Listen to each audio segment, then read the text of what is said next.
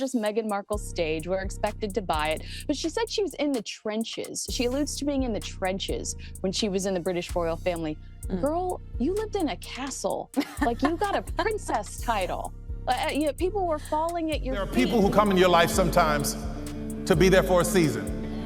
They weren't meant to be there always. Sometimes we find ourselves hooked up with people that we think are there for a lifetime, but they were only supposed to be there for a season. Okay, hold on to your tea, because this is explosive. Tyler Perry, yes, that Tyler Perry, just dropped the equivalent of a nuclear gossip bomb right on Hollywood and the royal family at the same time. And guess what? Prince Harry, he's gone. Hopped on a flight and dashed back to the UK in what insiders are calling a full-blown panic. Can you imagine? The very man who once saved Harry and Meghan, the billionaire mogul with a fortress of a mansion and security that rivals the freaking Secret Service, is now the one exposing them. Tyler Perry, Hollywood's fairy godfather, the guy who opened his arms, his home, and even his heart, has just flipped the script and revealed what he really saw when he took them in. Let's rewind for a second, because this is wild. Remember when Harry and Meghan broke every royal rule in the book, packed up their crowns, and fled the UK in a hurricane of headlines and drama? Everyone thought Buckingham Palace was hot on their heels, but nope. It wasn't Charles, it wasn't William, and it wasn't a tabloid ambush that tripped them up. It was Tyler Perry, the man with a private jet and a soul of gold, until now. Meghan Markle recently said that you reached out to her and said, come, you can live in my home. Yeah, it was a very difficult time for them. And what I know about the two of them, and I wish the world knew how much they love. These two people love each other. They found each other out of all these odds against them finding each other, they found each other. And the love that they have is really, really moving. And I just wanted to do anything I could to support them. So get this, Tyler didn't just throw them a bone. He literally gave them his entire Beverly Hills estate. And we're not talking some quaint little hideaway. This was a fortress, a bubble-wrapped dreamland, far, far away from royal aids and paparazzi chaos. This became the Sussex Sanctuary. For months, that house was their stage for rebuilding everything: brand, family, future. And it didn't stop there. Tyler gave them more than a house. He gave them his reputation, his unwavering trust, and his name. Meghan was so moved, she made him the godfather to baby Lilibet. In royal circles, that's not a favor. That's practically holy. That's eternal loyalty. Or so we thought. What came next? Oh, honey, it was classic Hollywood, image rehab 101, but not just any rehab. We're talking a strategic, high-gloss, camera-ready, emotion-tweaked spectacle that cost millions to execute. Meghan and Harry didn't stumble into their second act. They orchestrated it like seasoned PR pros. And Tyler Perry? He was front and center, unknowingly cast in their blockbuster comeback. To them, and he helped them out with no fanfare, and that's what he does continuously. He regularly gives to charities, provides aid to disaster sites, buys groceries for families. Shoot, he even took the vaccine on TV to prove it was safe. Netflix cameras captured every moment perfectly. Every sigh, every quiver in Meghan's voice as she spoke about Tyler's kindness, it was all there. Warm lighting, soft music, emotional pacing. The message was loud and clear. Tyler Perry saved them. But you know what wasn't shown? Oh, buckle up. Behind those edited scenes, sources say it was anything but spontaneous. Multiple takes for every candid chat. Meghan practiced her emotional face in the mirror. Harry had scripted talking points about being abandoned by his royal fam and rescued by his real family. And Tyler, he was positioned as the anti-royal. While Charles and William were painted as ice-cold monarchs, Tyler was the warm, loyal savior. That wasn't coincidence. That was a masterclass in manipulation. It was PR genius. And it worked. Until it didn't. Because just when things seemed untouchable, whose lawsuit? Enter Derek Dixon. His $260 million 0-cent lawsuit against Tyler, it shook Hollywood to its core. The allegations were ugly: abuse of power, toxic environment, careers destroyed. Overnight, Tyler went from Hollywood angel to hot liability. And Meghan? Her reaction? Cutthroat. Tyler Perry tonight facing a multi-million-dollar lawsuit by an actor who claims years of... The lawsuit, asking for $260 million, was filed by actor Derek Dixon, who was part of the BET series The Oval. Suddenly, poof, Tyler disappeared. Photos from Lilibet's christening? Deleted. Social posts about Uncle Tyler? Archived or wiped clean. Godfather references? Scrubbed. It was clinical, fast, and oh so merciless. But the internet never forgets. Royal watches, gossip accounts, and eagle-eyed fans caught on fast. Where's Tyler? Started trending. Side-by-side screenshots of Meghan's old posts versus new ones. Flued social media. This wasn't subtle. This was a digital assassination. And why? One word: panic. See, Tyler's no fool. His lawyers included a tiny little clause in that housing contract with Meghan and Harry. In case of public disavowal by either side, he could legally disclose anything needed to protect his reputation. Translation: Meghan cuts him out equals Tyler is free to spill every juicy, unfiltered, damning receipt he has, and honey, he's got tapes. Meghan Markle, meet the truth. Truth, meet Meghan Markle. I don't think you know each other. In fact, I fear that you're complete strangers.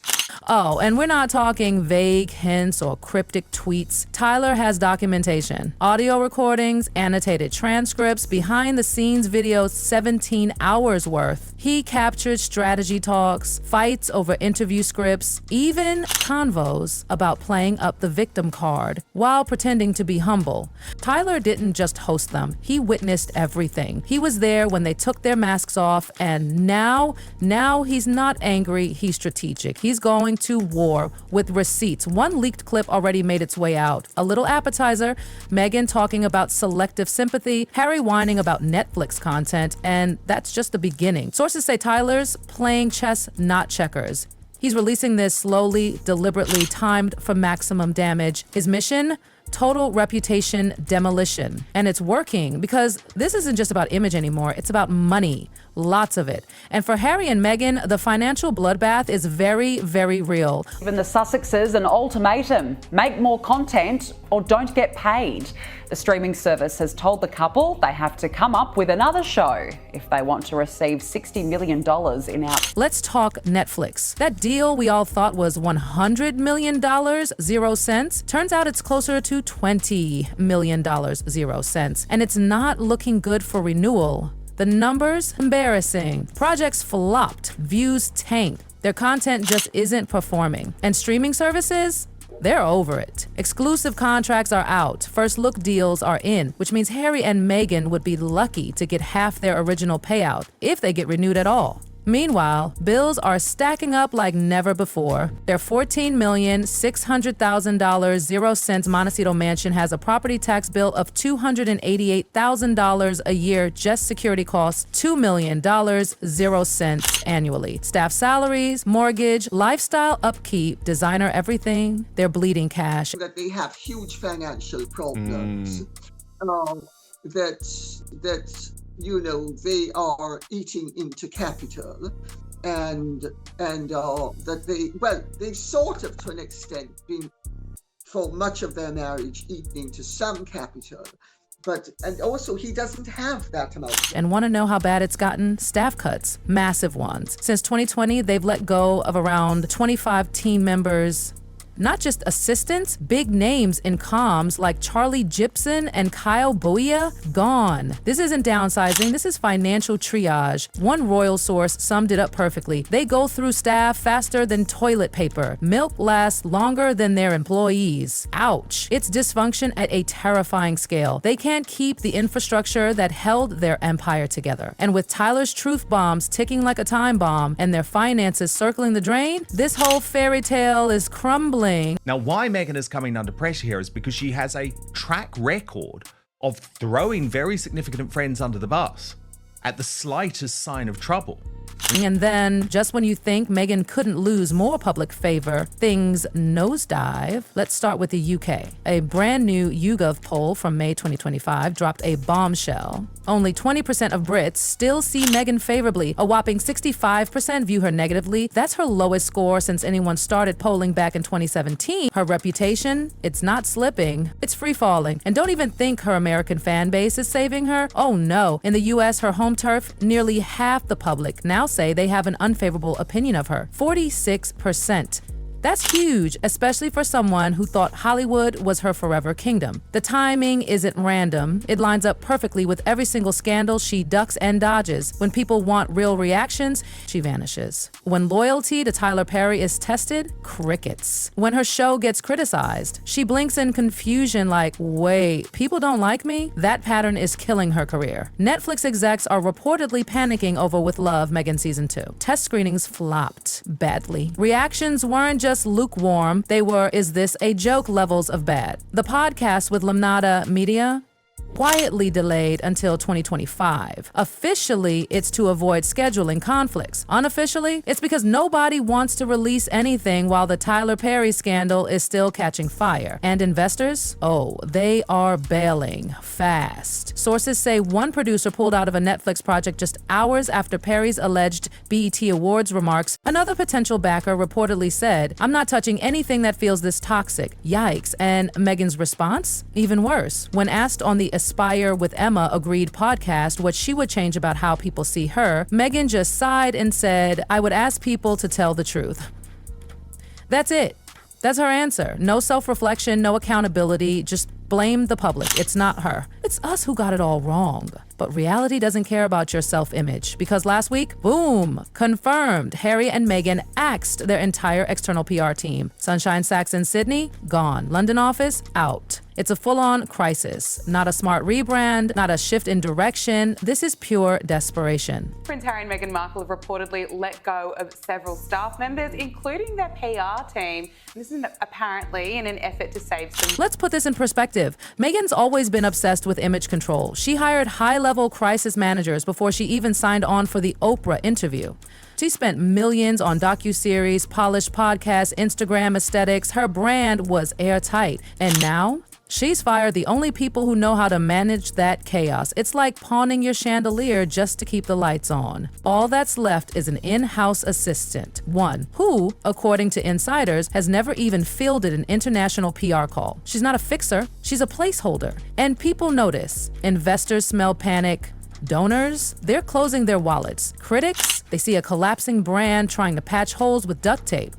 But I do have a source that is a proud member of the Sussex Survivors Club who told me she's still experiencing issues after leaving Meghan's employment. And the way she treated me, she says, of Meghan, can only be described as... Why the sudden bloodbath? According to sources close to their accountants, Harry and Meghan are staring down an 8-figure financial cliff. The Montecito mansion mortgage waits for no one. Nannies, bodyguards, chefs, landscapers, they all need to be paid. Spotify ghosted them. Netflix is eyeing the exit door. Their monthly burn rate? Off the charts. Firing the PR team might save them a few $100,000 right now, but here's the kicker. Their entire business is built on narrative control. Their story is the product. The moment they stop controlling the story, it all collapses. And now that Tyler Perry has a war chest of 17 hours of audio, who's left to do damage control? Nobody, just Harry and Meghan, the two people who created this chaos to begin with. Incredibly ugly when Harry wasn't around. But as soon as Harry was around, and another point they made was the mask slipped after about 6 weeks. To make matters even worse, the same week those PR cuts went public, Archwell's tax filings showed a 30% plunge in donations from the year before. That's catastrophic. Even worse, the unrestricted grants, the money they can actually spend, dropped even faster. In philanthropy world, that's like seeing the iceberg before the Titanic even leaves the dock. First, the donations dry up, then the speaking gigs vanish, and then lenders start asking about collateral. The glow up is officially over. The same commentators who once called Meghan a marketing genius are now whispering that she's a diminishing asset. Streaming execs say audience fatigue has set in. People are over the chicken coop B-roll and dramatic piano scores. Brands that used to line up for Sussex deals, now they're running. Why? Because at any moment, another Tyler Perry tape could leak, and nobody wants their logo caught in the explosion. Inside the Montecito mansion, things are tense, really tense. Survivors of the staff purge say the atmosphere is paranoid. Everyone's signing new NDAs. Job descriptions are being updated. One insider joked, the only department growing around here is legal. And Prince Harry? He's calling old friends at Invictus, trying to land speaking gigs with actual paychecks. That's where we are now, from $1 million deals to can I get $15 0 cents K for a keynote. And with no PR squad left to spin this mess, every single leak, every photo, every unflattering invoice will hit the press with no one to catch it. And that, folks, brings us to the final act. Tyler Perry, armed with hours of recordings, ready to launch the next revelation at any moment. And Harry and Meghan, alone, vulnerable, scared. That's why, yes, seriously, Harry is reportedly back on a plane, heading to the UK, not for a royal function, not for a project, but because he has nowhere else to go. No allies, no backup, just wreckage in Hollywood and a cold welcome in Windsor. And this flight is not a grand return.